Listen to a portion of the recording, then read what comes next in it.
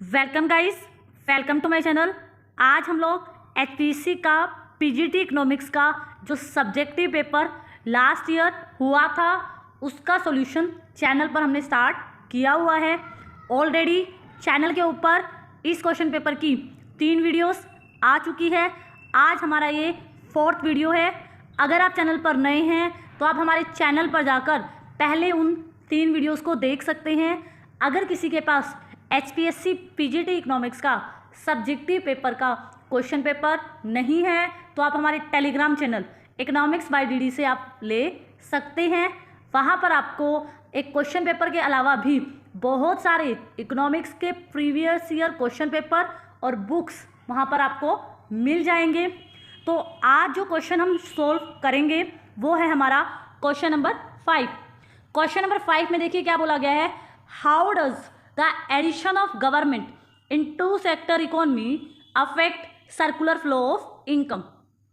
Question में बोला है दो क्षेत्रीय अर्थव्यवस्था में अगर सरकार एंट्री कर देती है तो किस तरह आय का जो प्रवाह होता है वो प्रभावित होता है। अब ये क्वेश्चन 2 पार्ट्स में आया है, पहले 2 मार्क्स फिर 8 मार्क्स। इसका मतलब अगर हम स्टार्टिंग कैसे करें ये बताएं कि सर्कुलर फ्लो ऑफ इनकम क्या होता है, उसमें 2 सेक्टर मॉडल क्या होता है या 3 सेक्टर मॉडल की एंट्री से उस पर क्या इम्पैक्ट पड़ता है, तो इसके ही आपको सिर्फ 2 मार्क्स मिल जाएंगे। और उसके बाद 8 मार्क्स आपके इस चीज़ के लिए हैं कि आप गवर्नमेंट जब 2 सेक्टर मॉडल में एंट्री करती है तो उसका हर एक सेक्टर पर क्या इम्पैक्ट पड़ता है वो चीज़ समझाने के हमें 8 मार्क्स मिलेंगे। अब आपको यहाँ पर इस क्वेश्चन का एक ओवरव्यू मिल जाएगा, पॉइंट्स की हेडिंग्स मिल जाएंगी ताकि आपको एक आइडिया हो कि आपको एग्जाम में कैसे इसको लिखना है। यहाँ पर मैं जो पॉइंट्स कराती हूँ वो एक्स्ट्रा कराती हूँ, वहाँ तो हमें एक क्वेश्चन के लिए 10 मिनट्स ही मिलेंगी, लेकिन अगर यहाँ पर हमने 15 से 15 के आसपास पॉइंट डिस्कस किए हैं तो आपके पास फिर वहाँ चॉइस हो जाती है कि आप कम से कम 7 से 8 पॉइंट्स वहाँ पर ज़रूर जो है लिख के आओ, ताकि हमारे पास एक आइडिया रहेगा कि अगर 2-3 हम भूल भी गए तब भी हमारा 10 मार्क्स का क्वेश्चन खराब नहीं होना चाहिए। तो हम इसको स्टार्ट कैसे करेंगे, इंट्रोडक्शन में क्या बताएंगे कि सर्कुलर फ्लो ऑफ इनकम क्या होता है। अब हम लिखेंगे कि जो सर्कुलर फ्लो ऑफ इनकम होता है, आय का चक्रीय प्रवाह, ये क्या दिखाता है कि ये दिखाता है कि जो हम क्या करते हैं, एक्सचेंज ऑफ मनी और गुड्स एंड सर्विसेज का जो हम एक्सचेंज करते हैं किसके बीच में, इकोनॉमिक एजेंट्स के बीच में। अब यहाँ इकोनॉमिक एजेंट किसको कहा गया है, house hold sector, production sector, government sector, सभी के लिए क्या शब्द यूज किया गया है, इकोनॉमिक एजेंट। तो सर्कुलर फ्लो ऑफ इनकम की डेफिनेशन क्या है कि सर्कुलर फ्लो ऑफ इनकम क्या शो करता है कि किस तरीके से एक्सचेंज ऑफ मनी होती है और गुड्स एंड सर्विसेज की बिटवीन किसके बीच में, इकोनॉमिक एजेंट के बीच में। ठीक है, और यहाँ पर हम क्या मानते हैं, the model is based on the idea that flow of money and goods and services exchange हुआ है इन क्लोज सर्किट। मतलब क्लोज सर्किट का मतलब है कि अभी हम क्लोज इकोनॉमी की बात करेंगे ना, क्योंकि हमने फॉरेन सेक्टर की एंट्री देनी नहीं है। हमारा क्वेश्चन तो क्या है, हमारा क्वेश्चन तो ये है ना कि 2 सेक्टर मॉडल में गवर्नमेंट ने एंट्री की है और गवर्नमेंट के एंट्री से सर्कुलर फ्लो पर क्या इम्पैक्ट पड़ता है। तो हम यहाँ पर यही तो कह रहे हैं कि गुड्स एंड सर्विसेज का फ्लो हो रहा है, मनी का फ्लो हो रहा है किसके अंदर, क्लोज सर्किट के अंदर। और अगर एक सेक्टर दूसरे सेक्टर को कुछ भी देता है तो उसके बदले में उसके पास भी एक एंट्री हो रही है। तो ये हो गया हमारा सर्कुलर फ्लो का मीनिंग। फिर हम क्या लिखेंगे, फिर क्योंकि आपने क्या करना है, आपने अपने क्वेश्चन में ये बताना है कि 2 सेक्टर मॉडल में जब गवर्नमेंट एंटर करे तो हमें क्या करना पड़ेगा, हम क्या करेंगे, पहले 2 सेक्टर मॉडल थोड़ा सा लिख देंगे होता क्या है और सीधा इसका डायग्राम बना देंगे। अब हमें वैसे तो पता ही है सबको कि 2 सेक्टर मॉडल की एक्सप्लेनेशन क्या होती है। 2 सेक्टर मॉडल में हम कहेंगे 2 सेक्टर होता है, एक हाउस होल्ड सेक्टर होता है, एक बिजनेस सेक्टर होता है। हाउस होल्ड सेक्टर हमें पता है वो क्या होता है, प्रोडक्शन करने के जितने भी रिसोर्सेज होते हैं उसका मालिक होता है। हाउस होल्ड सेक्टर ने क्या किया, प्रोडक्शन सेक्टर को गुड्स एंड सर्विसेज बनाने के लिए अपनी क्या दी, अपने लैंड, अपना लेबर, अपना कैपिटल और अपना क्या दिया, फैक्टर सर्विसेज दी। यहाँ पर देखो हाउस होल्ड सेक्टर ने दी। इसके बाद क्या होता है, अगर बिजनेस सेक्टर क्या करे, हाउस होल्ड सेक्टर को इसके बदले में गुड्स एंड सर्विसेज प्रोवाइड कर दे तो ये तो हो जाएगा रियल फ्लो। अगर क्या करे business sector in factor services के बदले में क्या पेमेंट करे, wages, dividend, rate of interest की पेमेंट करे, तो बिजनेस सेक्टर से पैसा कहाँ चला जाएगा, हाउस होल्ड सेक्टर में। और यहाँ से क्या होगा, अब हाउस होल्ड सेक्टर ने क्या लिया है, हाउस होल्ड सेक्टर ने गुड्स एंड सर्विसेज खरीदी हैं। किससे खरीदी हैं, बिजनेस सेक्टर से। इसके बदले में वो भी उनको पेमेंट कर दे, तो ये आपका क्या कहलाएगा, नॉमिनल सर्कुलर फ्लो कहलाएगा। तो हम क्या कहेंगे कि जब टू सेक्टर इकोनॉमी होती है तो फैक्टर पेमेंट और फैक्टर इनकम दोनों बराबर होती हैं, सिर्फ ये चीज़ें होती हैं। लेकिन अगर गवर्नमेंट इस टू सेक्टर मॉडल में एंट्री करेगी तो बहुत सारी चीज़ें क्या होंगी, बदल जाएगी। हमारा यही क्वेश्चन है, लेकिन अगर आप इस डायग्राम को डाल देते हो तो आप ये बताना चाह रहे हो कि टू सेक्टर मॉडल में क्या थोड़ा सा ड्रॉबैक है जो कि गवर्नमेंट के आने से काफ़ी इम्पैक्ट करेगा। अब देखो अब हम क्या लिखेंगे, इसके बाद इसको जल्दी से बना देना, इसको थोड़ा सा ही एक्सप्लेन करना है, ज़्यादा एक्सप्लेन भी नहीं करना। अब हम क्या कहेंगे, अब हमने गवर्नमेंट की एंट्री कर दी, हम क्या कह रहे हैं, when the government it introduce in a model, जब गवर्नमेंट हमारे मॉडल में या थ्री सेक्टर इकोनॉमी में गवर्नमेंट ने एंट्री कर दी और थ्री सेक्टर मॉडल बन गया and it add another layer of interaction. अब दो लोगों के बीच में इंटरेक्शन नहीं हो रहा, एक तीसरा पर्सन भी आ गया है गवर्नमेंट, जो कि इंटरेक्ट करेगा हाउस होल्ड सेक्टर के साथ भी, प्रोडक्शन सेक्टर के साथ भी, और इससे क्या होगा, सर्कुलर फ्लो होगा किसका, इनकम का, बहुत अलग अलग तरीके से। ठीक है, अब आपने ये भी बता दिया। अब हम क्या करेंगे, हमारे पास थ्री सेक्टर मॉडल का हमें डायग्राम पता है। वैसे तो मुझे पता है कि आप सब लोगों को पता है कि थ्री सेक्टर मॉडल के डायग्राम की एक्सप्लेनेशन क्या है। आप जितना अच्छा इस थ्री सेक्टर मॉडल के सर्कुलर फ्लो के डायग्राम को बना के आओगे उतने अच्छे मार्क्स हमें इसके मिलेंगे। तो अब देखो क्या हुआ, पहले हाउस होल्ड सेक्टर था हमारा और फर्म्स थी, तो हमें ये पता है कि हाउस होल्ड सेक्टर ने क्या दिया था, अपनी फैक्टर सर्विसेज दी थी और इसके बदले में फैक्टर पेमेंट उन्हें मिल गई थी। बिजनेस सेक्टर ने क्या किया था, गुड्स एंड सर्विसेज बेची थी, इसके बदले में उसको क्या मिल गया था, पैसे मिल गया था। अब हमने किसकी एंट्री की है, हमने गवर्नमेंट की एंट्री की है। अब गवर्नमेंट का रिलेशन जो है हाउस होल्ड सेक्टर से भी होता है, फाइनेंशियल सेक्टर से भी होता है और फर्म सेक्टर से भी होता है। अब आपको यहाँ से पॉइंट्स निकलेंगे। सबसे पहला पॉइंट क्या निकलेगा कि गवर्नमेंट क्या करती है, गवर्नमेंट हाउस होल्ड सेक्टर से और फर्म से या फिर कहें प्रोडक्शन सेक्टर से, दोनों से ही क्या लेती है, टैक्सेस लेती है। तो गवर्नमेंट के पास क्या चला गया, इनकम के रूप में क्या चला गया, टैक्स चला गया। हाउस होल्ड सेक्टर ने भी दिया और प्रोडक्शन सेक्टर ने भी दिया। एक पॉइंट ये बन गया। इसके बाद दूसरा पॉइंट हमारा क्या बनेगा, गवर्नमेंट है, गवर्नमेंट दोनों ही सेक्टर से रिलेट करती है।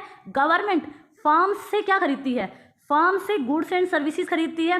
ठीक है, जो प्रोडक्शन सेक्टर है उसे क्या खरीदती है, गुड्स एंड सर्विसेज खरीदती है और इसके बदले में क्या कर देती है, उसको पेमेंट भी कर देती है। देखो यहाँ पर दिखाया गया है कि गवर्नमेंट ने क्या किया, कंजप्शन एक्सपेंडिचर भी कर दिया। अब हमारा एक पॉइंट ये निकल गया कि सरकार की एंट्री होते ही प्रोडक्शन सेक्टर में जो गुड्स एंड सर्विसेज हैं वो काफ़ी बिकनी शुरू हो जाएगी और गवर्नमेंट थोड़ा बहुत तो परचेज करती नहीं है, गवर्नमेंट बल्क में परचेज करेगी, जिसकी वजह से मल्टीप्लायर इम्पैक्ट से इनकम कई गुना हो जाएगी। बात समझ आई। अगर हम बात करें हाउस होल्ड सेक्टर की, गवर्नमेंट क्या करती है, यहाँ पे भी टैक्स लगाती है, यहाँ पर भी टैक्स से गवर्नमेंट को इनकम हुई। दूसरी बात हमें पता है हाउस होल्ड सेक्टर को गवर्नमेंट बहुत सारी ट्रांसफर पेमेंट देती है, जैसे स्कॉलरशिप वगैरह जो भी है, गवर्नमेंट क्या करती है, हाउस होल्ड सेक्टर को एक पक्षीय हस्तांतरण भुगतान करती है, जिसके बदले में उन्हें गवर्नमेंट को कुछ भी नहीं देना होता। ठीक है, और क्या करती है गवर्नमेंट, गवर्नमेंट प्रोडक्शन सेक्टर के साथ एक चीज और करती है, गवर्नमेंट प्रोडक्शन सेक्टर को भी बहुत सारी सब्सिडी प्रोवाइड करती है। ठीक है, अब क्या होगा, एक पॉइंट ये बन जाएगा कि जब गवर्नमेंट ने प्रोडक्शन सेक्टर को सब्सिडी दी तो उसकी कॉस्ट ऑफ प्रोडक्शन क्या हो गई, घट गई। अब वो पहले से ज़्यादा प्रोड्यूस कर पा रहा है। क्यों कर पा रहा है, क्योंकि गवर्नमेंट ने उसको सब्सिडी प्रोवाइड की। ठीक है, अब देखो गवर्नमेंट के आने से कितनी सारी चीज़ें बदल गई, कितनी जल्दी इनकम आउटपुट वगैरह चेंज हो रहा है। और रही बात फाइनेंशियल मार्केट की, अब हमें पता है फाइनेंशियल मार्केट में अगर फर्म भी सेव करती है, हाउस होल्ड भी सेव करता है, हाउस होल्ड सेक्टर भी बोरो लेता है और ये भी फर्म भी बोरो लेती है, लेकिन गवर्नमेंट का भी तो रिलेशन होता है ना फाइनेंशियल मार्केट से। अब गवर्नमेंट को जब भी ज़रूरत होती है सेव करने की वो सेव करती है, जब लोन लेने की ज़रूरत होती है तो लोन भी लेती है। अब आपको एक चीज़ समझ आई, यहाँ से कितने सारे पॉइंट्स निकल कर आए कि गवर्नमेंट की एंट्री से कितना इम्पैक्ट बदला। अब आपको इन्हीं सभी चीज़ों को सिर्फ पॉइंट्स में लिखना है। अब मैं आपको पॉइंट ज़्यादा समझाऊंगी नहीं, सिर्फ पॉइंट्स दिखाऊंगी, क्योंकि हम डिस्कस कर चुके हैं कि गवर्नमेंट से कितना चेंज हो रहा है। पहला जो पॉइंट हमारा रहेगा, पहले मैंने यही बताया हुआ है कि इन 3 सेक्टर इकोनॉमी जैसे ही गवर्नमेंट ने एंटर किया तो इंटरेक्शन होता है किस किस के बीच में, इंटरेक्शन किस किस के बीच में होता है, हाउस होल्ड सेक्टर के बीच होता है, बिजनेस सेक्टर के बीच होता है, गवर्नमेंट के बीच होता है, और सर्कुलर फ्लो ऑफ इनकम जो है वो इम्पैक्ट करता है। सबसे पहले हमने बात की कि गवर्नमेंट सबसे पहले आते ही मान लो टैक्स लगा देती है। अब गवर्नमेंट ने सबसे पहले आते ही टैक्स लगा दिया। गवर्नमेंट हाउस होल्ड सेक्टर से भी टैक्स कलेक्ट करती है, बिजनेस सेक्टर से भी टैक्स कलेक्ट करती है। अब टैक्स लगने से 2 इम्पैक्ट निकल के आ रहे हैं। टैक्स लगने से एक नुकसान तो ये हो रहा है कि हाउस होल्ड सेक्टर की भी इनकम कम हो रही है, बिजनेस सेक्टर का प्रॉफिट कम हो रहा है, लेकिन सरकार की आय का साधन भी तो यही है। सरकार जो ट्रांसफ़र पेमेंट के रूप में हाउस होल्ड सेक्टर पर खर्च करती है या सब्सिडी के रूप में प्रोडक्शन सेक्टर को पैसा देती है, वो सरकार कहाँ से देती है, वो टैक्स वगैरह ही तो कलेक्ट करके देगी। तो यहाँ दोनों ही इम्पैक्ट हमारे निकल कर आ रहे हैं। तो हम यहाँ तो यही कहेंगे कि सरकार ने जब टैक्स लिया, कंजप्शन भी घट गया, इन्वेस्टमेंट भी हमारी घट गई। अगला पॉइंट हम क्या डिस्कस करेंगे, गवर्नमेंट स्पेंडिंग। अब हमने क्या देखा, सिर्फ सरकार का काम टैक्स लेकर हमें परेशान करने का नहीं है, गवर्नमेंट बहुत ज़्यादा स्पेंडिंग करती है। हमने देखा है कि गवर्नमेंट हमें पब्लिक गुड्स प्रोवाइड करती है, इंफ्रास्ट्रक्चर फैसिलिटी प्रोवाइड करती है, एजुकेशन, हेल्थ, सिक्योरिटी, जिसकी वजह से ही जब मल्टीप्लायर इम्पैक्ट काम करता है तो गवर्नमेंट स्पेंडिंग से देश में इनकम आउटपुट लाखों गुना बढ़ जाते हैं। अब हमें पता है गवर्नमेंट स्पेंडिंग प्रोडक्शन सेक्टर पे भी करती है और हाउस होल्ड सेक्टर पे भी गवर्नमेंट करती है। ठीक है, तीसरा पॉइंट वही ट्रांसफर पेमेंट। गवर्नमेंट किसको ट्रांसफर पेमेंट देती है, अनएम्प्लॉयमेंट बेनिफिट। जब हम अनएम्प्लॉयड हो जाते हैं तो हमें बेरोजगारी भत्ता मिलता है, पेंशन मिलती है। अब गवर्नमेंट ने बूढ़े लोगों को पेंशन दी, उसके बदले में सरकार को कुछ मिलेगा थोड़ी ना। अब सरकार को इन सब खर्चों को करने के लिए पैसा चाहिए, तो गवर्नमेंट क्या करती है, ट्रांसफर पेमेंट प्रोवाइड करती है। ऐसा कर कर गवर्नमेंट क्या कर रही है, रीडिस्ट्रीब्यूशन कर रही है इनकम का। रीडिस्ट्रीब्यूशन का मतलब है सरकार ने टैक्सेस के रूप में अमीरों से पैसा ले लिया और फिर जिसको भी पेंशन और अनएम्प्लॉयमेंट बेनिफिट की ज़रूरत है सरकार उस तक पैसा पहुंचा रही है। तो यहाँ से आपको क्या समझ आया कि गवर्नमेंट की एंट्री से क्या हो रहा है, इनकम का रीडिस्ट्रीब्यूशन हो रहा है, और इनकम के रीडिस्ट्रीब्यूशन से कहीं ना कहीं इकोनॉमी में वेलफेयर का पॉइंट भी बन सकता है। ठीक है, इसके बाद और क्या हो रहा है गवर्नमेंट के आने से, अब हमें क्या समझ आ रहा है, अगर वो transfer payment house hold sector को देती है तो ग्रांट्स और सब्सिडी देने का काम गवर्नमेंट प्रोडक्शन सेक्टर को देती है। एग्रीकल्चर में बहुत सारी सब्सिडी मिलती है और प्रोडक्शन सेक्टर को या फर्म्स को बहुत सारी ग्रांट्स गवर्नमेंट प्रोवाइड करती है। जैसे ही गवर्नमेंट या सब्सिडी फर्म्स के पास जाती है, ऐसे जाते ही उनकी कॉस्ट ऑफ प्रोडक्शन कम हो जाती है। कॉस्ट ऑफ प्रोडक्शन कम होने से अब वो सस्ता बना पाते हैं चीज़ों को और कंज्यूमर को भी वो सस्ती मिल पाती है, जिससे कंज्यूमर का भी वेलफेयर और चीज़ें भी बिकेंगी। तो यहाँ पर गवर्नमेंट का रोल ये भी हो गया। अब अगला पॉइंट बात करें, रेगुलेशन। ये भी पॉइंट है, भले ही हमारे सर्कुलर फ्लो में दिख नहीं रहा, लेकिन गवर्नमेंट जब आती है जितनी भी इकोनॉमिक एक्टिविटीज़ होती हैं सबको रेगुलेट करती है। सारे ही गवर्नमेंट के लॉ चलते हैं, लेबर लॉ गवर्नमेंट का चलेगा, इन्वायरमेंट को रेगुलेट करेगी। ऐसा कर कर क्या करती है, सारी की सारी जितनी भी मार्केट्स होती हैं, चाहे वो लेबर मार्केट हो, हमारी प्रोडक्शन मार्केट हो, हाउस होल्ड मार्केट हो, सारी की सारी मार्केट्स पर गवर्नमेंट अपना इम्पैक्ट छोड़ना चाहती है, उनको इक्विलिब्रियम में रखना चाहती है। ये चाहती है कि किसी की भी इकोनॉमी में मोनोपोली क्रिएट ना हो, क्योंकि मोनोपोली अगर क्रिएट होती है तो दूसरे लोगों को नुकसान होगा। और क्या, ये सारे पॉइंट्स हो गए। अब हम थोड़े से 1-2 पॉइंट्स ये भी बताना चाहेंगे कि जैसे ही गवर्नमेंट ने 3 सेक्टर मॉडल में एंट्री करी तो गवर्नमेंट के रोल ने क्या पॉजिटिव इम्पैक्ट हम पे डाला। अब यहाँ क्या लिखा है, वो सारे पॉइंट्स क्या हैं, आपके सर्कुलर फ्लो से ही मैंने निकाले। अब यहाँ पर देखो, इन 3 सेक्टर मॉडल जिसमें हाउस होल्ड, बिजनेस, गवर्नमेंट ने क्रूशियल रोल प्ले किया। अब गवर्नमेंट के आने से क्या क्या हुआ, अब हम बताएंगे कि गवर्नमेंट की एंट्री से देश में इकोनॉमिक स्टेबिलिटी आई, ग्रोथ प्रमोट हुई, लोगों का सोशल वेलफेयर हुआ, लोगों को एम्प्लॉयमेंट मिली, ये सब चीज़ें। अब इनको हम पॉइंट्स में बताएंगे, क्योंकि हमने सर्कुलर फ्लो को तो एक्सप्लेन कर दिया कि गवर्नमेंट आई, सर्कुलर फ्लो में ही चेंज आया, लेकिन अब हम ये भी तो बता सकते हैं ना, 4-5, 2 या 3 पॉइंट्स भी अगर बताएं तो काफ़ी हैं कि जब सरकार ने इकोनॉमी में एंट्री की, सर्कुलर फ्लो में एंट्री की, सिर्फ सर्कुलर फ्लो ही इम्पैक्ट नहीं हो रहा, एक्सटर्नल फैक्टर पर भी गवर्नमेंट के आने से पॉजिटिव इम्पैक्ट पड़ा है। तो यहाँ से ज़्यादा पॉइंट्स आप मत लिखना, लेकिन यहाँ पर मैंने समझाने के लिए थोड़े ज़्यादा पॉइंट्स ऐड किए हैं। आप इनको घटा भी सकते हैं, इनको बढ़ा भी सकते हैं। तो सबसे पहली बात, इकोनॉमिक्स में क्या आ गई, स्टेबिलिटी आ गई, क्योंकि गवर्नमेंट के आते ही आपको पता है फिजिकल पॉलिसी काफ़ी स्ट्रोंगली चलने लग जाती है। हम ये कह रहे हैं, मान लो गवर्नमेंट क्या करती है अपनी टैक्सेशन से और गवर्नमेंट स्पेंडिंग पॉलिसी, मतलब फिजिकल पॉलिसी क्या होती है, सरकार की आय और व्यय की नीति तो होती है। अब हमने कहा जब गवर्नमेंट इकोनॉमी में एंट्री कर गई, गवर्नमेंट ने टैक्स और स्पेंडिंग की पॉलिसी को लागू किया डिप्रेशन के टाइम पर, तो उस टाइम गवर्नमेंट ने क्या किया, टैक्स को घटा दिया और गवर्नमेंट स्पेंडिंग को इंक्रीज कर दिया, जिसकी वजह से ना तो डिमांड पुल इन्फ्लेशन क्रिएट हुआ और इकोनॉमी में लोगों की इनकम आउटपुट बढ़ा, प्राइस में भी स्टेबिलिटी बनी रही, प्राइस ना तो ज़्यादा बढ़े और ना ज़्यादा घटे। तो गवर्नमेंट के आने से इकोनॉमी में हम क्या कह रहे हैं, इकोनॉमिक स्टेबिलिटी आई है। सेकंड पॉइंट हम क्या कह रहे हैं, गवर्नमेंट के आने से क्या हुआ है, गवर्नमेंट के आने से मॉनेटरी पॉलिसी ने भी काफ़ी अच्छा काम करना शुरू कर दिया। यहाँ पर हमने बताया है कि सेंट्रल बैंक भी कहीं ना कहीं हमारी गवर्नमेंट के साथ, जो भी गवर्नमेंट देश में चल रही होती है उसके साथ कोऑर्डिनेशन करता है, आपस में संबंध स्थापित कर कर कहीं ना कहीं इकोनॉमी में मनी की सप्लाई को कंट्रोल रखते हैं। ना तो मनी की सप्लाई को बढ़ने दिया जाता है, ना ही घटने दिया जाता है। ऐसा कर कर देश में इंटरेस्ट रेट को मैनेज किया जाता है, और इकोनॉमी में अगर मनी की सप्लाई को मैनेज नहीं किया जाएगा तो हमें पता है इन्फ्लेशन, हाइपर इन्फ्लेशन, इकोनॉमी चलनी मुश्किल हो जाएगी। तो सेकंड पॉइंट हम क्या कह रहे हैं कि मॉनेटरी पॉलिसी ने भी तभी अच्छा वर्क किया जब वो उसका कोऑर्डिनेशन किसके साथ हुआ, गवर्नमेंट के साथ हुआ। अगला पॉइंट ये तो हमारा वैसे बनाए हुए हैं कि गवर्नमेंट आई, गवर्नमेंट ने सिर्फ सर्कुलर फ्लो में ही स्पेंडिंग नहीं की, गवर्नमेंट बहुत सारी पब्लिक गुड्स एंड सर्विसेज हम लोगों को प्रोवाइड करती है, इंफ्रास्ट्रक्चर पर पैसा खर्च करती है, जिससे हमारे देश का विकास होता है। नए नए बिजनेसमैन आते हैं, जो लोग पब्लिक गुड्स की डिमांड कर रहे होते हैं, गरीब होते हैं, उनको गवर्नमेंट वो पब्लिक गुड्स प्रोवाइड कर कर उनका वेलफेयर कर कर देश में बहुत से आने वाले इश्यूज़ को कम करती है। तो हमें थोड़ा थोड़ा लिखना है, तो लेकिन एक अंडरस्टैंडिंग हमारी बिल्ड हो गई है। हेल्थ केयर और एजुकेशन पे तो गवर्नमेंट बहुत खर्च करती है, और हम ये वाला पॉइंट जरूर लिखेंगे। इनकम रीडिस्ट्रीब्यूशन, ये तो अभी हमने किया कि गवर्नमेंट क्या करती है, लोगों को ट्रांसफर पेमेंट देती है, जैसे अनएम्प्लॉयमेंट बेनिफिट दे दिया, पेंशन दे दिया, सब्सिडी दे दी। ये तो हमने कहाँ से निकाला, ये तो हमने 3 सेक्टर मॉडल से ही तो निकाला।